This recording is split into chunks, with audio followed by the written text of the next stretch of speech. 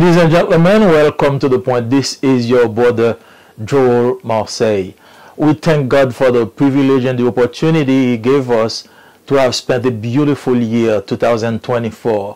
Now at the beginning of 2025, we want to wish you a very wonderful and successful new year in the Lord. And the fruit that I brought to you today is found in Hosea chapter 10 verse 12, and this is the passage we're going to delve into so we can see what the Lord brings to us at the beginning of this year. Hosea 10 verse 12, let's read together. So with a view of righteousness, reap in accordance with kindness, break up your fallow ground, for it is time to seek the Lord until He comes to rain righteousness on you. Another version says, sow righteousness for yourselves, reap the fruit of unfailing love, and break up your unplowed ground, for it is time to seek the Lord until He comes and showers His righteousness on you. The truth about reaping and sowing is written in almost every single page of the Bible. Indeed, the Apostle Paul reminds us that we reap what we sow, either to evil or to good. And like Paul, the prophet Hosea also recognized the deeper truth that is packed within these simple words. The fruit of righteousness produced in man is only from God, and it is due to His loving kindness and tender mercy that the repenting heart is able to partake of any righteousness. In Hosea chapter 10 verse 12, the prophet gives an invitation to Israel to sow for eternity by choosing righteous paths and seeking communion with God. It is an invitation to turn from spiritual complacency and seek the face of God. Just as Israel was called to break up unplowed ground and sow righteousness, so too are we called to examine our hearts, remove hardness, and prepare ourselves for the abundant blessings God is ready to pour out. The first part of the verse says, sow righteousness for yourself. This phrase implies that righteous living is a seed that we must plant intentionally. But what does it mean to sow righteousness? Righteousness is not just about avoiding sin. It is also about actively doing it. It means living out the love, the justice, and the mercy and the faithfulness that God desires. We sow righteousness in our relationships, in our work, in our communities, and even in our secret thoughts. The word for yourself suggests that no one can do this work for you, just as no one else can plant a seed for a farmer. No one can live righteously on your behalf.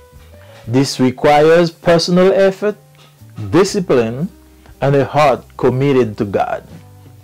The seed of righteousness is the word of God. Luke chapter 8 verse 11 says, the seed is the word of God. To sow righteousness, we must plant God's work in our hearts and let it take root. We cannot live righteously if we are not grounded in Scripture. We must read it, meditate on it, and let it transform our minds and action. What are the fields of your life where you need to sow justice today? Is it in your relationship, in your work, or in your spiritual commitment? The verse continues to say, reap the fruit of unfailing love. Here we see a powerful promise. If we sow righteousness, we will reap love. Not just any love, but the unfailing love of God. Unfailing love is God's covenant love. This love is not based on feelings or circumstances, but on God's unchanging character. When we sow righteousness, we position ourselves to experience more of this covenantal love. The law of sowing and reaping is a principle that runs throughout scriptures. If we sow selfishness, greed, and sin, we will reap destruction. But if we sow righteousness, we will reap love, peace, and joy. God is the ultimate source of the harvest. Our role is to plant the seed, but God is the one who gives the increase. As 1 Corinthians chapter 3 verse 7 says, so neither the one who plants nor the one who waters is anything, but only God who makes things grow. The fruit of unfailing love is not something we produce ourselves. It is the harvest God brings forth when we live righteously. The verse continues to say, break up your unplowed ground. This metaphorical image is one of the most vivid in the entire passage. It refers to ground that has become hard, uncultivated, and unproductive. Unplowed ground represents a hardened heart. Over time, if we neglect our spiritual lives, our hearts can become hard like unplowed ground.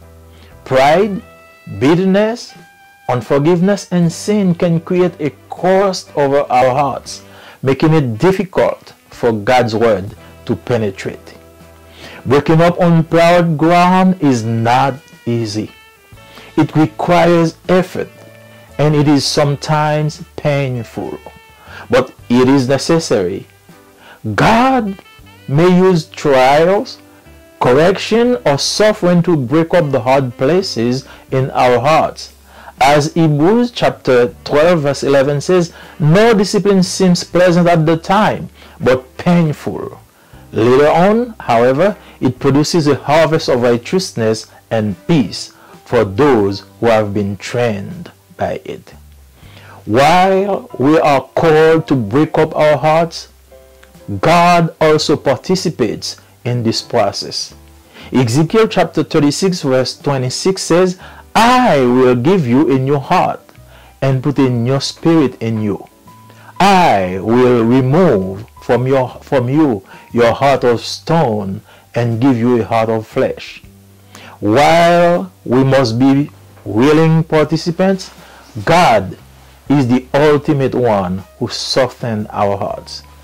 As we begin this new year, there is an urgent call to all of us for repentance. The prophet Hosea declares, it is time to seek the Lord. This phrase emphasizes urgency. It is not tomorrow. It is not next week. It is not next year. The time is now. The call to seek God is always immediate. Isaiah 55 verses 6 and 7 says, seek the Lord while he may be found. Call on him while he is near. Let the wicked forsake their ways, and the unrighteous their thoughts. Let them turn to the Lord, and he will have mercy on them, and to our God, for he will freely pardon. There is a window of opportunity for seeking the Lord. None of us know how long that window will remain open. My advice to you is to seek him now. This is not a casual act. It requires intentional pursuit. Jeremiah 29 verse 13 says, you will seek me and find me when you seek me with all your heart. God is not hiding from us, but he does desire wholehearted devotion. When we seek the Lord, we experience his presence, his guidance, and his favor, as we read in 2 Chronicles 7 verse 14.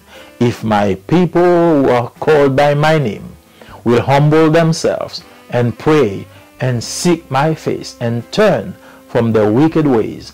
Then I will hear from heaven, I will forgive their sin, and will heal their land. Let us sow righteousness, break up our unplowed ground, and take time to seek the Lord as we start this new year. I really want to pray with you as we begin this new year, expecting that you are ready to examine yourself, to unplow your ground, and to stay ready to let the Lord sow the seed and have a harvest that is spiritual and fruitful for you and for the world around you. Let's pray together. God the Father, in the name of Jesus, we came in your presence as we start this new year. First, we want to thank you for the year we have spent. You have surrounded us, you have protected us, and secured us from all problems and obstacles. And we can say that we are more than conquerors. Now we pray for this year as we start in that new journey. We pray that, Lord, you can illuminate our way so we can recognize that we need to unplow the grounds. We need to let our door open so we can enter our hearts, so we can reap the fruit that you yourself will seed for us. We need to bless your name. We need to recognize your lordship in our lives. We want to pray you for those who heard this word in this moment. We want to pray for them so they can recognize that they need a new season. They need a new repentance. They need a new seed in the heart so they can open themselves to the harvest that you're ready to bring to them. We ask all this in the name of Jesus. Amen. Chers amis dans le Seigneur, que la paix et la grâce de Dieu soient avec chacun de vous.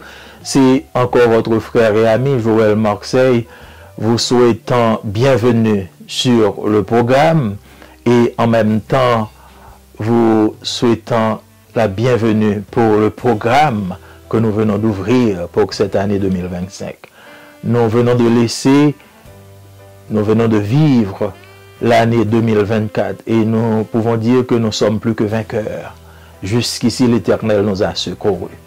Et nous voici maintenant à l'aube de 2025. Nous voulons ouvrir cette année avec ces mots de réflexion. Mots que nous trouvons dans le livre d'Osée, chapitre 10 et le verset 12. Nous lisons ensemble. Semez selon la justice, moissonnez selon la miséricorde, défrichez-vous un champ nouveau. Il est temps de chercher l'Éternel jusqu'à ce qu'il vienne et répande pour vous la justice. La vérité sur la moisson et la semence est écrite dans presque chaque page de la Bible. En effet, l'apôtre Paul nous rappelle que nous récoltons ce que nous semons, que ce soit pour le bien ou pour le mal. Et comme Paul, le prophète Osée a également reconnu la vérité la plus profonde contenue dans ces simples mots. Le fruit de la justice produit dans l'homme ne vient que de Dieu. Et c'est grâce à sa bonté, à sa tendre miséricorde, que le cœur repentant est capable de participer à toute justice.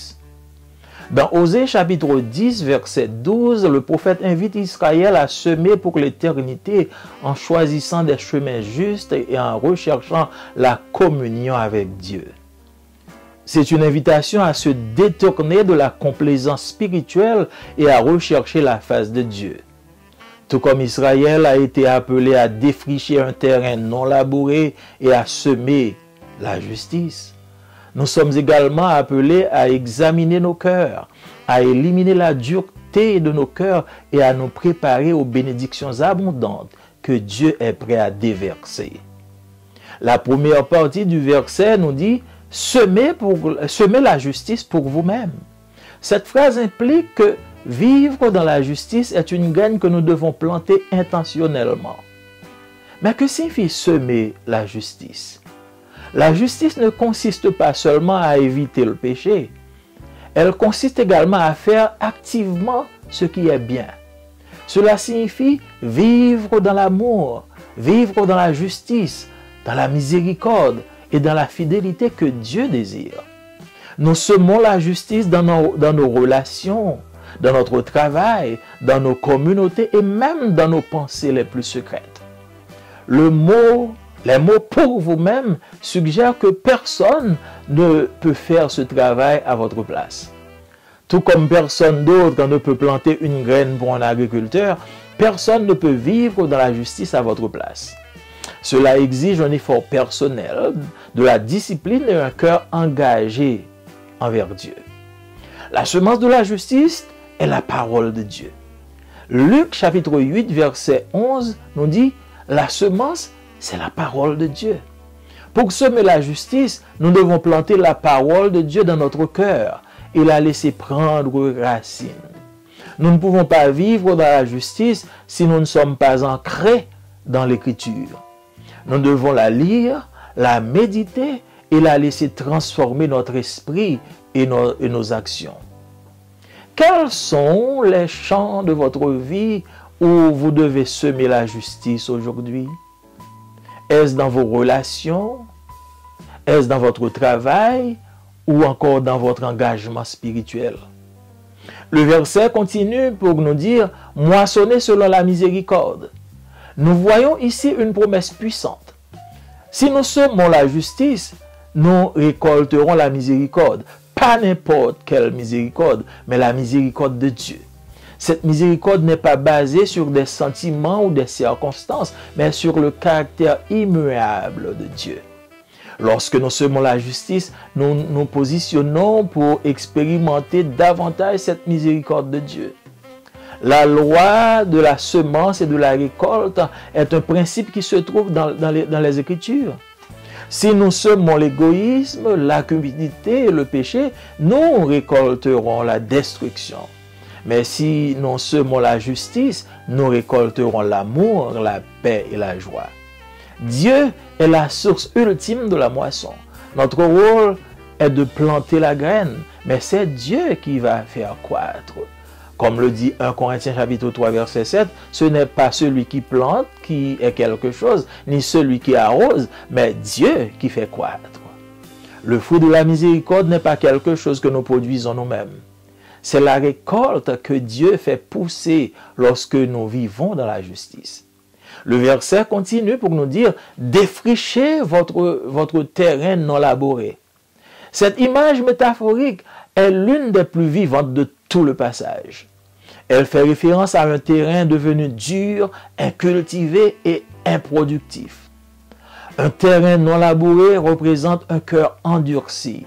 Au fil du temps, si nous négligeons notre vie spirituelle, notre cœur peut devenir dur comme un terrain non labouré. L'orgueil, l'amertume, le manque de pardon et le péché peuvent créer une croûte sur notre cœur, rendant difficile la pénétration de la parole de Dieu. Défricher un terrain non labouré n'est pas facile. Cela demande des efforts et c'est parfois très douloureux. Mais c'est nécessaire. Dieu peut utiliser des épreuves, des corrections et des souffrances pour briser les endroits durs de notre cœur. Comme le dit Hébreux, chapitre 12, verset 11, « Tout châtiment semble d'abord un sujet de tristesse et non de joie, mais il produit plus tard pour ceux qui ont été ainsi exercés un fruit paisible de justice. » Bien que nous soyons appelés à briser nos cœurs, Dieu participe également à ce processus. Nous lisons dans Ézéchiel, chapitre 36, verset 26, « Je vous donnerai un cœur nouveau, je mettrai en vous un esprit nouveau, j'ôterai de vous le cœur de pierre et je vous donnerai un cœur de chair. » Bien que nous devions être des participants volontaires, Dieu est celui qui adoucit nos cœurs. Alors que nous commençons cette nouvelle année, nous sommes tous appelés de toute urgence à la repentance. Le prophète Osée déclare « Il est temps de chercher le Seigneur. » Cette phrase souligne l'urgence du moment. Ce n'est pas demain, ni la semaine prochaine, ni l'année prochaine. Le moment est maintenant. L'appel à chercher Dieu est toujours immédiat. Isaïe 55, verset 6-7 nous dit « Cherchez l'Éternel pendant qu'il se trouve, invoquez-le tandis qu'il est prêt, que les méchants abandonnent leur voie et les hommes d'iniquité leurs pensées, qu'ils se tournent vers l'Éternel qui aura pitié d'eux, vers notre Dieu qui ne se lasse pas de pardonner. » Il existe une fenêtre d'opportunité pour chercher le Seigneur. Aucun d'entre nous ne sait combien de temps cette fenêtre restera ouverte. Je vous conseille de le chercher maintenant. Ce n'est pas un acte fortuit. Cela nécessite une recherche intentionnelle. Jérémie 29, verset 13 nous dit « Vous me chercherez et vous me trouverez, si vous me cherchez de tout votre cœur. » Dieu ne se cache pas de nous, mais il désire une dévotion sincère. Lorsque nous cherchons le Seigneur, nous faisons l'expérience de sa présence, de sa direction et de sa faveur. Comme le dit 2 Chroniques chapitre 7 verset 14, « Si mon peuple, sur qui est invoqué mon nom, s'humilie, prie et cherche ma face, s'il revient de ses mauvaises voies, je l'exaucerai des cieux, je lui pardonnerai son péché et je guérirai son pays. » Selon la justice, défrichons nos terres non labourées et prenons le temps de chercher le Seigneur alors que nous commençons cette nouvelle année. C'est donc ma prière pour vous. Ce ne sont pas des souhaits, mais c'est ma prière pour vous. Que vous défrichiez vos cœurs non labourés, que vous vous débarrassiez de vos mauvaises pensées et que vous permettiez au Seigneur d'entrer dans vos cœurs, d'y prendre place et de faire de vous un homme, une femme, tout nouveau et toute nouvelle. Courbons-nous, nous allons prier ensemble. Dieu de toute éternité, de toute grâce, merci pour ta parole. Merci pour Jésus-Christ. Merci pour cette promesse que tu viens de nous faire.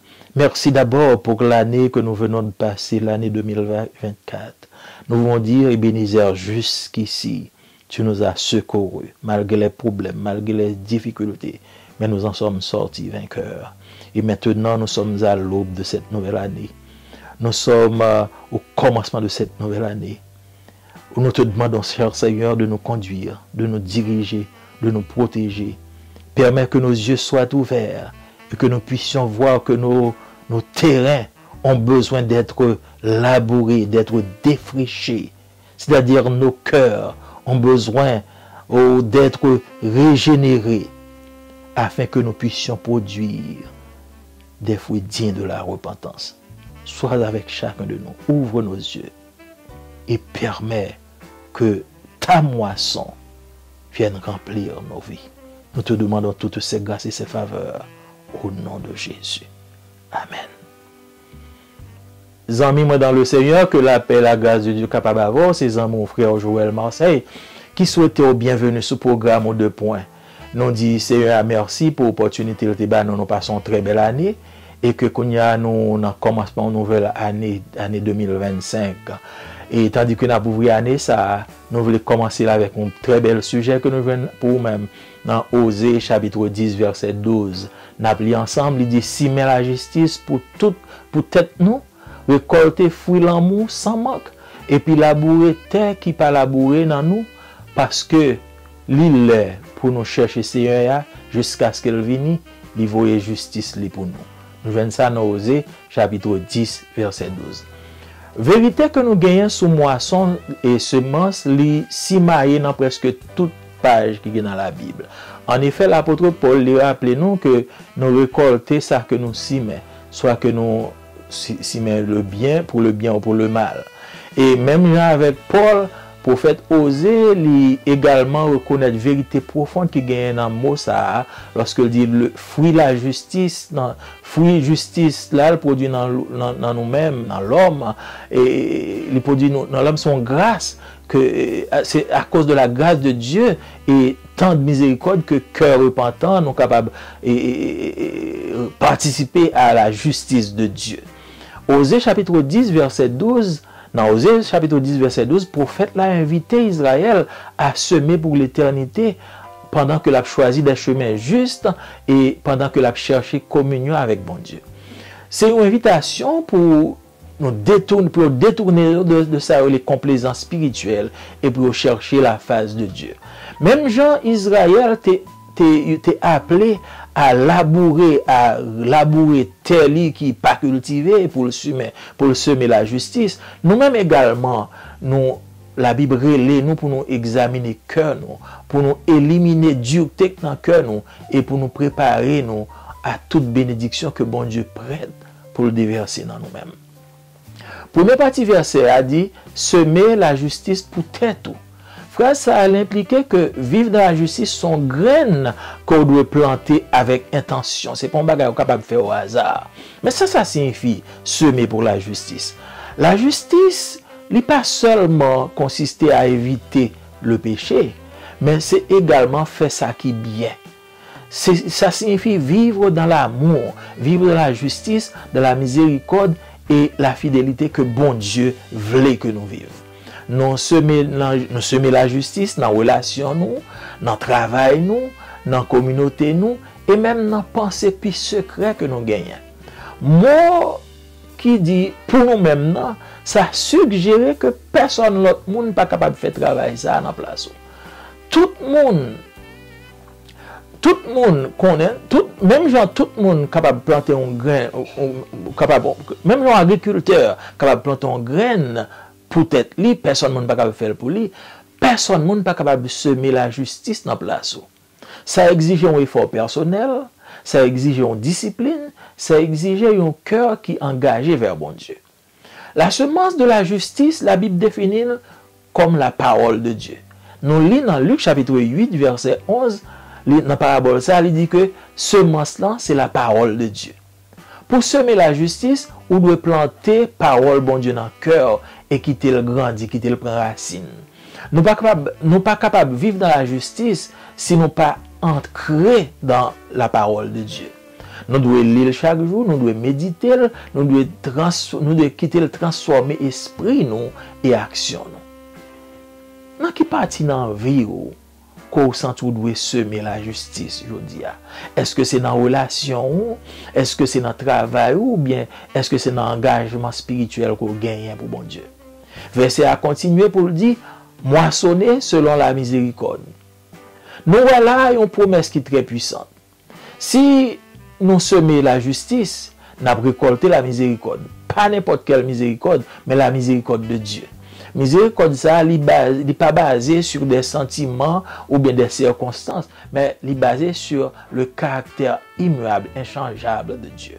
Lorsque nous semons la justice, nous mettons en position pour nous expérimenter davantage la miséricorde de Dieu. Loi semence et loi de récolte sont principes que nous joignons dans la Bible. Si nous semons égoïsme, si nous semons cupidité, avec péché, nous avons récolté destruction. Mais si nous semons la justice, nous avons récolté l'amour, la paix et la joie. Bon Dieu, c'est source moisson. Nous, c'est seulement pour nous planter graines, mais c'est bon Dieu qui a fait le grandir. Même Jean nous lit dans 1 Corinthiens chapitre 3 verset 7, il dit que c'est pas si là qui planté à qui on bagaille, ni ça qui a osé à, mais c'est bon Dieu qui fait grandir. Fruit miséricorde là, il pas un bagaille que nous capables de produire de par nous-mêmes. C'est récolte que bon Dieu peut le faire pousser dans nous-mêmes lorsque nous vivons dans la justice. Verset a continué pour dire nous labourer chemin, labourer terrain nous qui pas bien labouré. Image ça, son image représentative qui sortit dans le passage là. Il fait référence à un terrain qui dure, un terrain pas cultivé, un terrain qui pas produit rien. Un terrain qui pas labouré, il représente un cœur qui endurci. Au fil du temps, si nous négligeons la vie spirituelle nous, que nous capables de vivre dur quand on terrain pas labouré. Orgueil, amertume, manque de pardon, péché, toute bagage ça est capable de créer un coup dans le cœur nous qui vient rendre que nous difficile pour parole bon Dieu pénétrer là-dedans. Défricher un terrain non labouré, c'est pour un bagage qui c'est très nécessaire pour nous faire ça. Bon Dieu est capable d'utiliser épreuve, correction ou bien souffrance pour briser côté dans cœur nous, en doigt dans cœur nous qui besoin labourer. Même Jean Noël dans Hébreux chapitre 12 verset 11 il dit que tout châtiment lui semble d'abord un sujet de tristesse et non de joie, mais en fait il produit plus tard pour monde qui te souffrir un fruit paisible de justice. Bien que nous appelés à briser cœur nous, bon Dieu participe également dans le processus là. Dans Ézéchiel chapitre 36 verset 26 nous lit m'a bon cœur nouveau, m'a mettez dans même esprit nouveau, m'a retiré cœur de pierre qu'on gagne et m'a baon cœur de chair. Bien que nous c'est des participants volontaires à ce travail, mais c'est bon Dieu qui a fait travail ça. C'est bon Dieu qui a adouci cœur nous. Alors que nous avons commencé nouvelle année ça, nous tous nous sommes appelés de toute urgence à la repentance. Le prophète Osée le déclarer, il dit que il est temps pour nous chercher Seigneur. Frère, ça, il souligne urgence moment. C'est pas demain, c'est pas semaine prochaine, c'est pas année prochaine, c'est Kounia. Appel pour nous chercher, bon Dieu, à son appel qui est immédiat. Ésaïe 55, verset 6-7, il dit, cherchez l'Éternel pendant que nous joignons, invoquez non pendant que le prêt, que méchant lui abandonné voile et homme iniquité à penser, que le tourne vers l'Éternel qui va avoir pitié pour lui-même, vers bon Dieu qui ne peut jamais fatiguer pardonner. Encore, une fenêtre d'opportunité qui existait pour nous chercher bon Dieu. Aucun de nous même pas connaît combien de temps fenêtre ça a été ouvert. Mais ça que je voulais conseiller, chercher le cognac. Ce n'est pas un acte qui fait au hasard. Ça nécessite une recherche intentionnelle. Jérémie 23, verset 13, il dit, ou à chercher, moi, joindre moi, sous chercher ma tout cœur. Bon Dieu pas caché tête pour nous, mais désirer que nous ayons une dévotion sincère. Lorsque nous cherchons Seigneur, nous avons fait expérience présence li, nous avons fait expérience direction li et expérience faveur li. Même dans l'île dans 2 Chroniques chapitre 2, chapitre 7 verset 14, il dit si peuple ça sous qui nom invoqué, s'il humilié, s'il priait, s'il cherchait face moi, s'il revenait de mauvaises voies, m'a exaucé l'ancien là, m'a pardonné péché et m'a guéri pays. En nous semer la justice, en nous labourer terre nous qui pas labourer, en nous prend temps pour nous chercher bon Dieu alors que nous avons commencé nouvelle année ça. C'est prière moi pour pas dire souhait, mais c'est prière moi pour année ça. Qu'on prend conscience que bon Dieu a cherché, il demande pour labourer terre, il demande pour ouvrir porte là-bas afin que le capable entrer, semer grain et que le capable faire grandir. Et le ça on va avoir des années qui ouvertes pour vous-même. On va joindre des bénédictions qui énormes pour vous-même. C'est ça que nous les moissons spirituelles là. Que mon Dieu bénisse nous. Couvrir baisser tête au côté en nous priant ensemble. Dieu trois fois Saint Dieu de miséricorde, nous disons merci pour parole ça. Merci pour petit tout Jésus qui vient. Merci pour parole ça qu'on bat nous Seigneur Dieu pendant que nous commençons l'année ça. Nous fait finir une année, nous sommes capables de dire Ebenezer jusqu'à secours nous. Mais quand nous n'importe nouvelle année ça, nous disposer Seigneur Dieu à labourer terrain nous disposer Seigneur à prendre conscience de l'état nous, à ouvrir cœur nous et à permettre que graine parole capable grandir, capable prendre racine afin que nous capable produire digne de repentance, afin que nous capable reconnaître moisson spirituelle ça qu'on veut offrir nous. Nous demandons tout ça Seigneur, nous pas bon nous pas dire, mais c'est au nom de Jésus que nous prions. Amen. Merci de nous avoir suivis. Merci d'avoir fait ce parcours avec nous. Nous sommes donc prêts à continuer pour cette année, à construire pour Dieu, à semer le grain, afin que nous puissions amener à lui des âmes qui sont perdues. Thank you for watching. Subscribe, share, and like. May the Lord bless you.